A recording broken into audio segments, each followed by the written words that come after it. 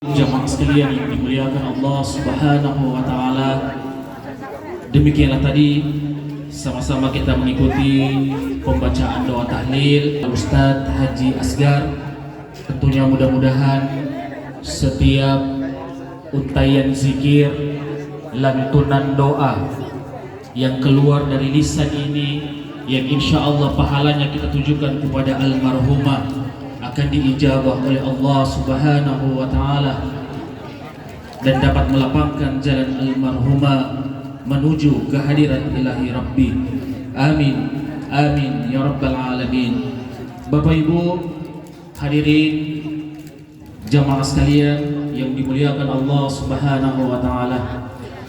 Selanjutnya di malam yang ketiga ini tentu kembali kita akan mendengarkan ceramah agama, nasihat-nasihat kehidupan.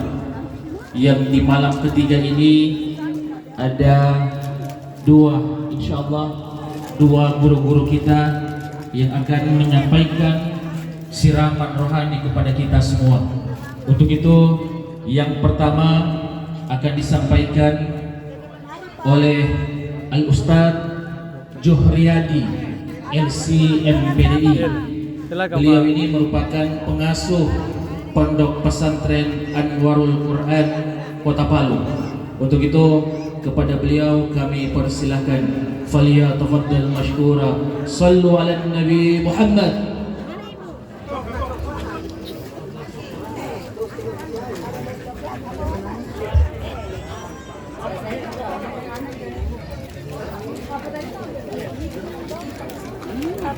Warahmatullahi wabarakatuh.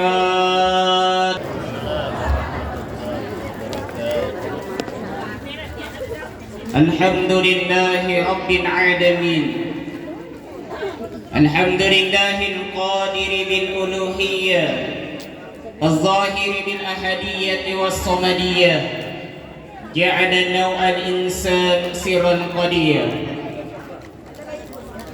Allahumma salli wa sallim wa barik wa azim wa karim ala sayyidina wa maulana Muhammad al-awwalu fil arwahil nuraniyah wal akhiru fil ashbahil bashariyah wa ala alihi wa azwajihi wa ashabihi hududil wilayah wa syuhudil hadratin wahidiyah wa ala tabi'ihim al-mutalaqqina anhum atba'ad-din biijabi.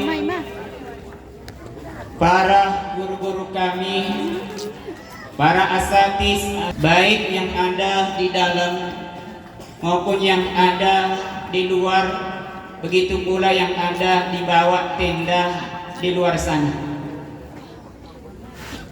Yang kami muliakan, kami hormati para tokoh pemerintah yang sempat hadir. Yang kami muliakan, kami hormati para tokoh masyarakat, tokoh agama, tokoh perempuan, hadirin hadirat. Dari hati yang paling dalam kami meminta maaf sebesar-besarnya, karena sebenarnya saya mau sebutkan nama kita satu persatu, mulai di ujung sana sampai dengan guru kita yang ada di dalam sini. Tapi yakinlah hadirin hadirat, kalau saya sebutkan nama tak satu persatu, jam 9 belum saya ceramah. Intinya hadirin hadirat, kita yang hadir di malam ketiga ini dengan tujuan yang mulia, yaitu bertakziah atas meninggalnya orang tua kita, sahabat kita, yaitu almarhumah Hajah Saudah. Allah sudah memberikan ganjaran yang sangat besar kepada kita. Di dalam hadis disebutkan, man azza musab falahu mithlu ajri. Siapa yang menghibur, siapa yang bertakziah untuk saudaranya yang terkena musibah, walahu mithlu ajri, maka dia akan mendapatkan pahala seperti pahala yang didapatkan oleh orang yang terkena musibah tersebut. Bagaimana pahala yang didapatkan oleh sahibul musibah tidak disebutkan berapa besarnya, tetapi ada yang bisa kita jadikan sebagai pertimbangan. Man syahidal janazah hatta yusalliya falahu qiratun. Siapa yang datang melayat jenazah kemudian dia salat jenazah, maka baginya 1 qirat. Wa man syahidaha hatta tudfana kana lahu qiratan. Tapi orang yang hadir salat jenazah dia kemudian mengantar sampai di pekuburan, maka lahu qiratan, maka baginya 2 qirat. Qila ya Rasulullah wa man qiratan. Ada sahabat yang bertanya, ya Rasulullah, apa yang dimaksud qirat itu? Rasulullah menjawab, mislal jabalainil azimain, seperti 2 gunung yang besar. Asbaruha al-Uhud, yang kecilnya itu ada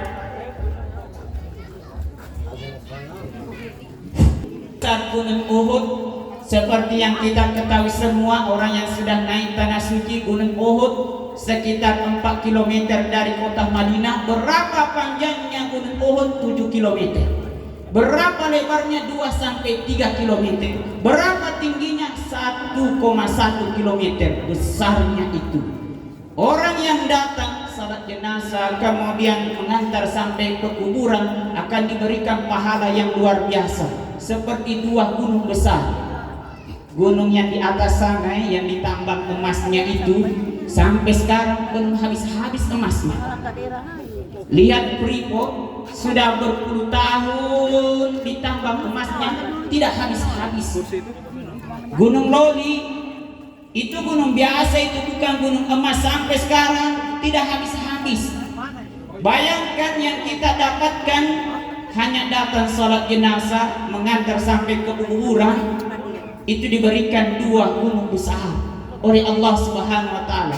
Masalahnya yang dapatkan pahala besar ini belum keluarganya, bukan dia yang tertimpa. Maka yakinlah orang yang tertimpa musibah kemudian dia bersabar atas apa yang Allah berikan kepadanya akan mendapatkan pahala yang lebih besar daripada 2 gunung ini.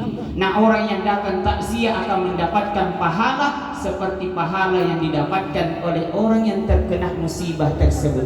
Jadi jangan sampai kita malas untuk hadir bertakziah, karena begitu besar pahala yang Allah sediakan.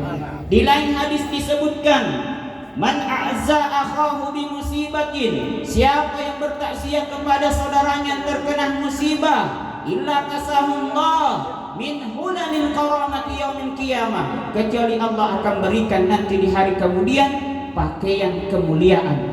Pakaian kemuliaan ini khusus bagi orang-orang yang datang untuk bertakziah.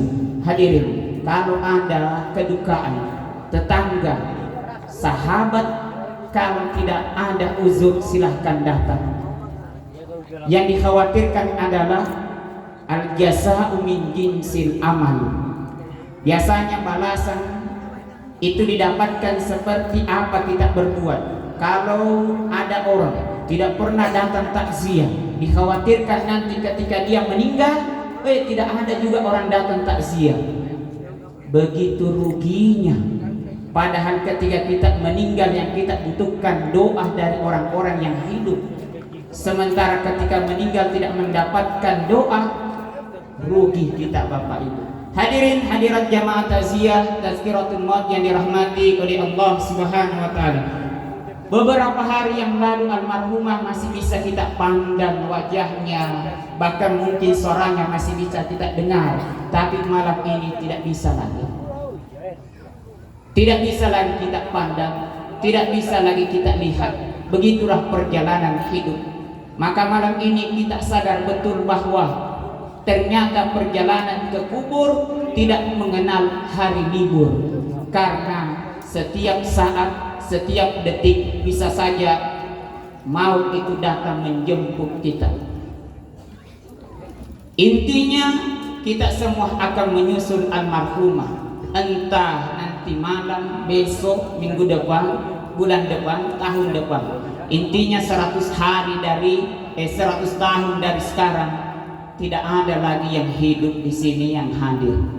Atau mungkin ada, oh berarti tua sekali nih itu. Hadirin hadirat, ketika kita berbicara tentang kehidupan dunia, Allah berikan perumpamaan. Wadrib lahum masalan hayatid dunya kama anzalnahu minas sama. Berikan perumpamaan kepada mereka bahwa kehidupan dunia ini kama anzalnahu minas sama, seperti air yang turun dari langit. Ketika kita buka tafsirnya Imam Al-Qurtubi, kenapa kehidupan dunia ini disamakan dengan air yang turun dari langit? Karena yang pertama, li'annal ma' la yastaqiru bi mawdi'in wahid. Karena air itu tidak pernah berdiam di satu tempat saja, dia akan senantiasa berpindah-pindah. Begitulah kehidupan kita di dunia. Kita sebelumnya ada di alam arwah, kemudian masuk di alam rahim, sekarang berada di alam syahadah, alam dunia. Nanti kita juga akan tinggalkan dunia ini. Kenapa kehidupan dunia disamakan dengan air yang turun dari langit? Li'annal ma' yazhab wa la yabqa.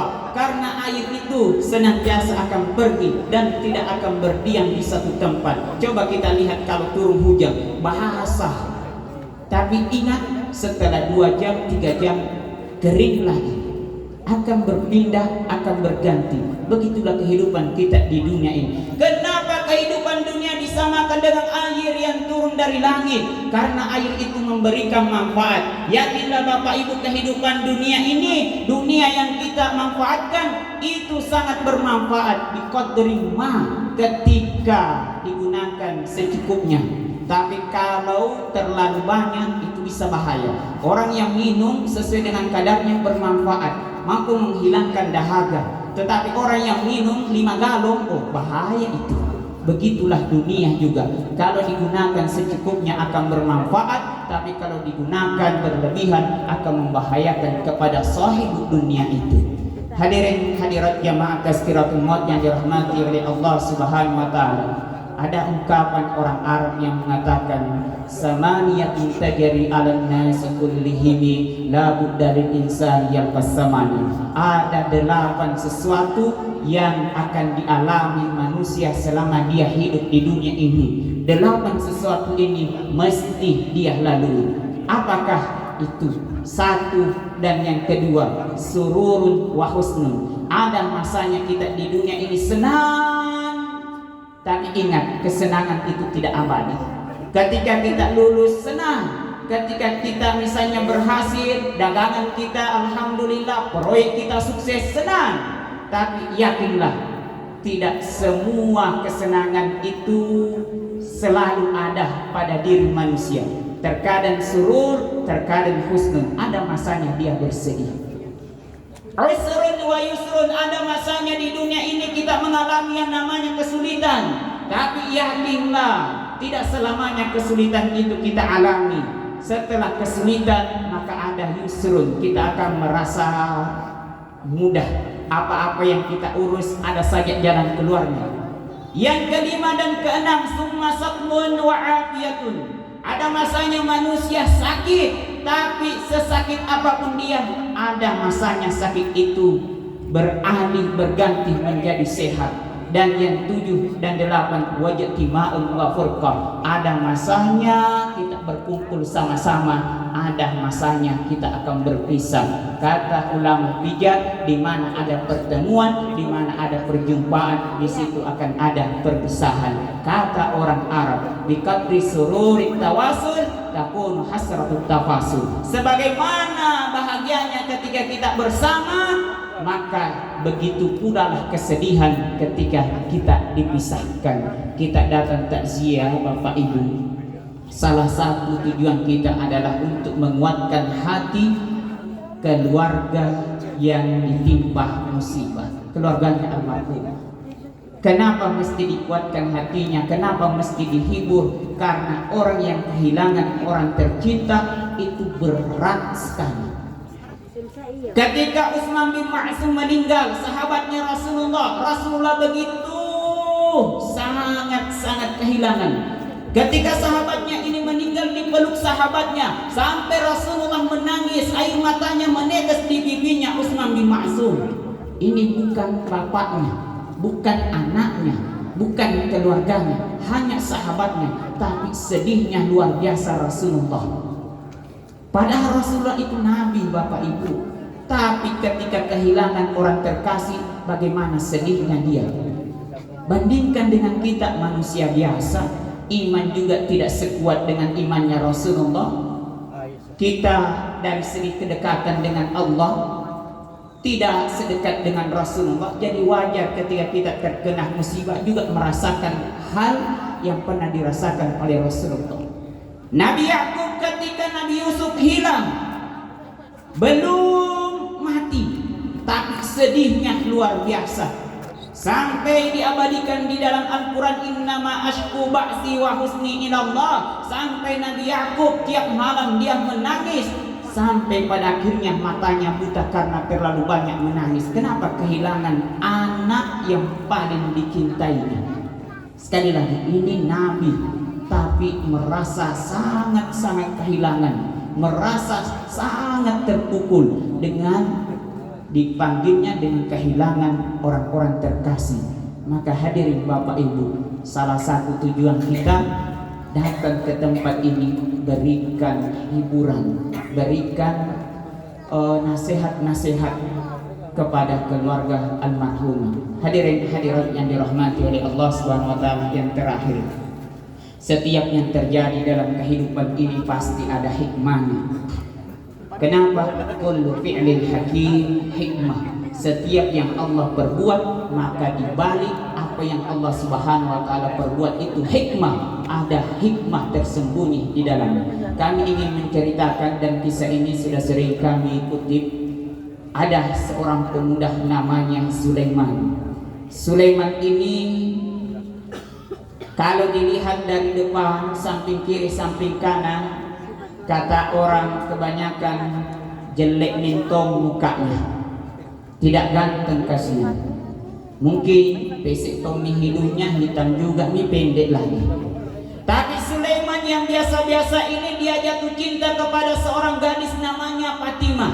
Minta maaf Bapak Ibu kalau sama nama tak. Jadi dia jatuh cinta kepada seorang gadis namanya Fatimah. Fatimah ini adalah anak dari seorang janda 4 tahun yang bernama Siti Subaidah. Tak pengetahuan. Kalau sekali lagi ada yang sama namanya. Nah, Sulaiman ini datang menghadap kepada Kiai. Kiai, kira-kira bisa tidak saya menikah dengan Fatimah? Kiainya menjawab, Sulaiman, tidak ada yang mustahil di dunia ini. Masya Allah kana wa ma lam yasha' lam yakun. Apa yang Allah kehendaki mesti sesuatu itu akan terjadi. Wa ma lam yasha' lam yakun. Tetapi kalau Allah tidak berkehendak, walaupun manusia pertama sampai manusia terakhir, jin pertama sampai jin terakhir, mereka bekerja sama untuk menjadikan sesuatu itu terjadi. Kalau Allah tidak berkehendak, lam yakun, tidak akan pernah terjadi. Terus bagaimana ke? Bisa tidak? Bisa kalau Allah berkehendak. Terus ke bagaimana? Ada amalan. Begini Sulaiman, yang jomblo-jomblo bisa catat. Kalau tidak bisa catat, hafal-hafal. Baik yang jomblo junior maupun jomblo senior. Amalan yang diberikan oleh Ki kepada Sulaiman. Begini Sulaiman, tiap malam bangunlah salat malam. Setelah salat malam berdoalah kepada Allah, apa yang engkau inginkan, apa yang engkau hajatkan, minta setelah engkau salat 2 rakaat. Yang kedua, sering-seringlah silaturahim ke rumahnya Siti Fatimah. Begitu Kiai, begitu. Jadi tiap malam Sulaiman bangun salat malam. Setelah dia salat malam, dia berdoa. Kemudian yang kedua, dia senantiasa silaturahim ke rumahnya Fatimah. Dan doanya unik Bapak Ibu. Jadi tiap selesai salat, Sulaiman selalu berdoa. Doanya itu seperti ini, ya Allah, ya Rabb, jodohkanlah saya dengan Fatimah ya Allah. Kalau Fatimah sudah berjodoh dengan orang lain,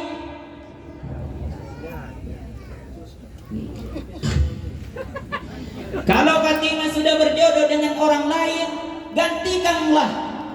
gagalkanlah perjodohan itu ya Allah. Tapi kalau memang takdirnya Fatimah harus bersama dengan orang lain ya Allah, gantikan orang lain itu dengan saya ya Allah. Itu doanya Sulaiman. Singkat cerita, setelah 1 tahun dia menghadap kepada Kiai, datang menghadap. Bagaimana Kiai, sudah 1 tahun ini, bagaimana langkah selanjutnya? Begini Sulaiman, besok hari Jumat datanglah ke rumahnya Siti Fatimah, kemudian ungkapkan hajatmu. Datang betul. Pokoknya Sulaiman tidak boleh lewat jam 7, karena subuh sampai jam 7 namanya waktu Zahra, waktu yang romantis dalam percintaan. Datang betul Sulaiman. Ketika sampai di sana dia ketuk pintunya, kemudian dia beri salam, Assalamualaikum. Dapat jawaban, Waalaikumsalam warahmatullah. Tapi yang jawab bukan Fatimah, yang jawab adalah Siti Subaidah. Dipersilahkan masuk. Masuk Sulaiman. Ketika di dalam, Sulaiman melihat ke sana kemari mencari Siti Fatimah, tidak dapat. Pada akhirnya bertanyalah Sulaiman, Bu, Dek Fatimah mana? Dijawab oleh ibunya, Dek Fatimah tadi baru saja keluar, lari-lari pagi, sebentar lagi dia akan kembali. Lama dia ngobrol, tidak ada Fatimah. Pada akhirnya Sulaiman mengungkapkan perasaannya, mengungkapkan tujuan kedatangannya. Begini Ibu, maksud kedatangan saya di sini adalah untuk menjadikan Fatimah sebagai istri saya. Mendengarkan perkataan Sulaiman, menetes air matanya Siti Subaidah. Kaget Sulaiman, bertanya Sulaiman, Ibu kenapa menangis? Kata Siti Subaidah, Sulaiman, kenapa mesti Fatimah? Maksud ibu, kenapa bukan saya Sulaiman? Maksud ibu, 1 tahun ini yang saya minta dalam doa-doa saya adalah supaya Fatimah ini menjadi istri saya. Tetapi apa katanya Siti Subaidah? Sulaiman, tahu gak kamu, pertama kali engkau menginjakkan kaki di rumah ini, pertama kali saya melihat wajahmu, mulai saat itu saya selalu berdoa kepada Allah supaya engkaulah suami saya selanjutnya. Bayangkan Bapak Ibu, ada pertarungan doa di langit atas antara doanya Sulaiman dan doanya Siti Subaidah. Pada akhirnya kembali Sulaiman gargak kepala terus, padahal tidak banyak kutunya, tidak banyak juga ketumbinya, sambil bergumam di dalam hati, ya Allah ya Rabb, malaikatmu salah alamat ya Allah. Pulang tidak langsung ke rumah, tapi menghadap ke dari jauh dilihat. Sulaiman, bagaimana ada hasil? Bagaimana ke innalillah wa inna ilaihi rajiun? Kenapa bisa innalillah? Bagaimana tidak innalillah? Kiai, yang saya minta Fatimah, yang jawab Siti Subaidah. Terus bagaimana Sulaiman? Itulah maksud kedatangan saya, Kiai. Kiranya ada jalan keluar. Inilah hebatnya kalau ada orang dekat dengan orang berilmu. Inilah hebatnya kalau ada orang dekat dengan ulama. Ketika dia mendapatkan persoalan dalam kehidupan, maka bisa jadi persoalan yang dia dapatkan jalan keluarnya ada pada diri sang alim. Hadirin, kemudian Sulaiman dinasihati sama Kiai. Begini Sulaiman, kalau diperhadapkan pada dua sesuatu jangan langsung ambil keputusan, tapi istikharah terlebih dahulu. Istikharah lagi Sulaiman. Setelah 2 minggu datang menghadap Sulaiman. Dari jauh ditanya sama Kiai, Sulaiman ada hasil? Ada Kiai. Bagaimana hasilnya Sulaiman? Remaja Pak Kiai. Apa lagi remaja? Rencana mak bini janda. Oh, kenapa bisa begitu? Daripada tidak dapat sama sekali Kiai, mending Siti Subaidah saja. Walhasil singkat cerita, hadirin Bapak Ibu, orang-orang di kampung itu tahu akan ada pernikahan.